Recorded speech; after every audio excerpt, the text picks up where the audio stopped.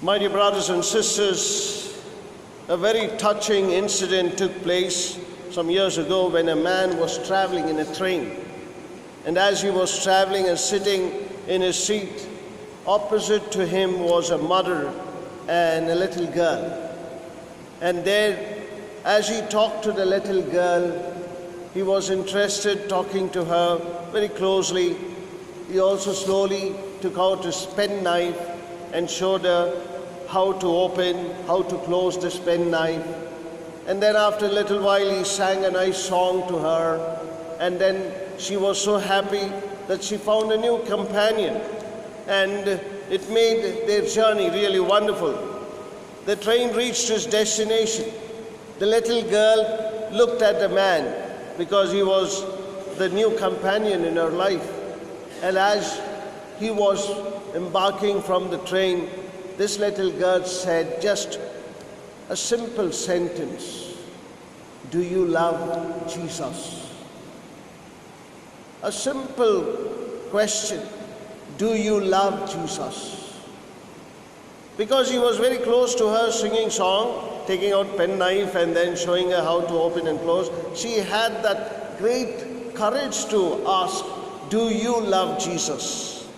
The man stammered because he was leaving the station, he was leaving the train, and to say goodbye, but couldn't forget that question that she asked, "Do you love Jesus?" The same night he went to bed, and still it was ringing in his mind, "Do you love Jesus?" Early morning he got up, it was still ringing in his mind, "Do you love Jesus?" And it was not really easy for him to understand this. Why is it ringing in his mind so much? The Holy Spirit has entered into him. It has taken roots in him. Therefore, he is unable to answer, because this question, "Do you love Jesus?" demands an answer. Not a dumb question, but a question that demanded an answer. And that is why he could not forget this question. 5 years down the line, he was looking at a place where he could settle down. And as he went into some of these flats, he barged into this lady whom he met in the train with a daughter. And as he looked at her, immediately he said, "Do you remember me? We traveled in the train." And then she said, "Yes, yes. And you have a daughter?" Yeah. "You had this daughter who asked me a question. You remember what was that question?" "Yes, I remember that question." And the lady said, Come inside. This is my flat." And as they entered into the flat, this young man said, "Where is your daughter? She was the one who asked this question. And where is she?" With a sad note, turning around, looking not at this man, this lady said, "She has now gone to heaven. She is no more with me." And then slowly took her into a room where she lived and showed him the Bible that was there on the bed, the toys that are there, and all that of that little girl. And this is what is left. And the young man said, "Well, madam, this is not only what she has left. She has also left me with a question that I need to answer. I have come to know this, that I was a Christian. I gave up my faith. Now, when she asked me this question, 'Do you love Jesus?' I regained my faith, and I'm proud that she has not left anything. She has left something in my life. And that is why I have an answer now to tell her that I believe and why I love Jesus. God so loved the world that he gave his only Son." There's a beautiful hymn. "God so loved the world that he gave his only Son to mankind." Well, we all know this song. He loves us so much. You and I have just taken it for granted.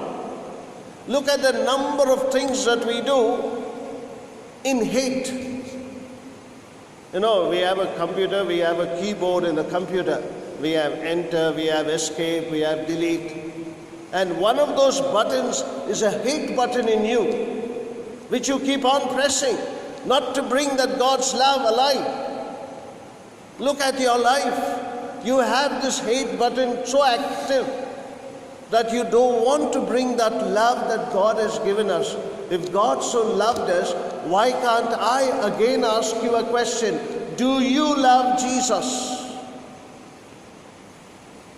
Remove this hate button, put in a button of love in your life, and keep pressing this button so that you receive answers for what you are and why you love Jesus.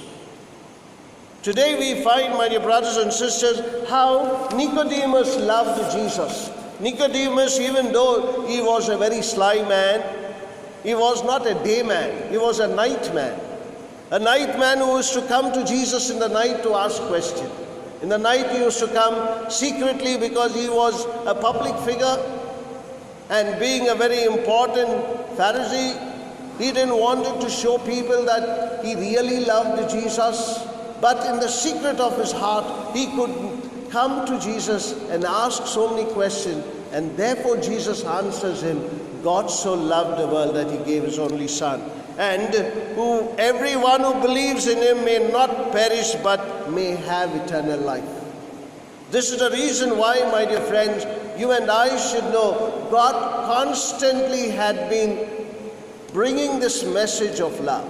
Look at the first reading from the book of Chronicles, how God protected the Israelites.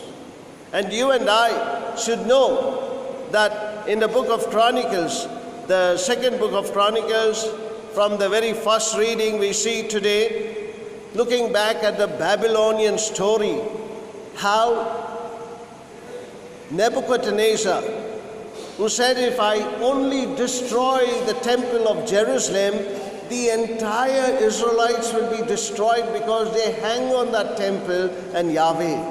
And it is very easy for me. The historians wrote this very clearly because Jewish people were practicing infidelity after infidelity. They were practicing abomination after abomination. And therefore God, in a way, had to bring his enemies to make Israelites realize the hollowness in which they were living. Therefore, you find Nebuchadnezzar taking undue advantage, destroying the temple of Jerusalem, and thereby people now realize the hollowness. But here you find Yahweh not leaving them when Nebuchadnezzar had his desires and his plans. One of the important things about your plans, when we say God so loved the world, and when I ask you the question, do you love Jesus? What are your plans if you love Jesus? Well, my dear friends, have you any time made God laugh at you? Have you any time made God laugh at you? Umpteen numbers of time you have made God laugh at you. Why? Because I have this beautiful saying of Mother Teresa. If you want to give God a good laugh, tell him your plans. How many times we must have told all our plans, all our rubbish plans, all our desires to him. God must have had so many hearty laughs at you. Nebuchadnezzar also had his own plan. He wanted to totally destroy Yahweh and make these people not believe him. But God laughed at his plans. He knew that these plans are not real. But he brings in Cyrus the king of Persia. And Cyrus says, I'm just here to bring the God's gift to the Israelites. And as a king, he exercises and then brings that victory over Nebuchadnezzar, and the Israelites are saved. And that is how we see the psalmist in today's response saying, by the river of Babylon, there we sat down. They sing this song to show that Cyrus brought in that victory for the Israelites. The same victory is what Jesus is going to give us. Therefore, we find Nicodemus, who comes to Jesus, Jesus says, like how Moses put that serpent and raised it up, the Son of Man will also be raised up, and he will be crucified for each and every one. He has not come to serve in a way to bring joy and happiness, but through his death, he is going to bring life to each and every one. Therefore, my dear brothers and sisters, let us know that the good news is Bible is available in 2,300 languages. 2,300 languages. But the bad news is that there are 6,700 languages in the world. Therefore, Jesus now tells you that you have to take up this mission, because 2/3 of the world's language has not yet seen the gospel. Christ tells us that we have to do a better job of telling everyone about someone who can save anyone. Therefore, do you love Jesus? And if you love Jesus, remember the missionary line. The world begins where your front yard ends. Therefore, you and I have the responsibility to go and tell people, God so loved the world that he gave his Son. And we are privileged to possess him in our lives, and we are also privileged to give God to each and every one who come across our life. Do you love Jesus? Amen. Let us all stand for the creed.